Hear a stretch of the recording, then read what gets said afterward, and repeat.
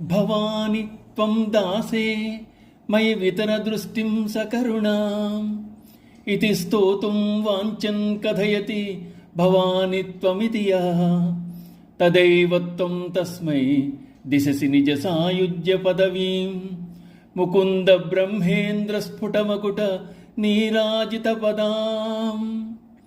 అమ్మా భవానీ, నీ దాసుడనే నా యందు దయతో కూడిన నీ చూపును ప్రసరింపజేయమని ప్రార్థిద్దామని సంకల్పించుకుని భవానీత్వం అనే లోపల అడిగి అడగక ముందే వెంటనే మోక్షాన్ని ప్రసాదిస్తున్నావమ్మా అంటున్నారు శంకర్లు.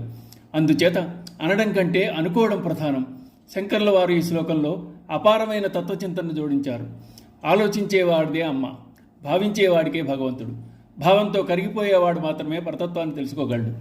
భవానీ నామం ఉచ్చరిస్తే చాలు, నా శోకం నా మోహం నా భయం నా భీతి త్రికరణ శుద్ధిగా ఒక్కసారి భవానీ అంటే చాలు తాదాత్మ్యతను ఇవ్వగలదు అమ్మ.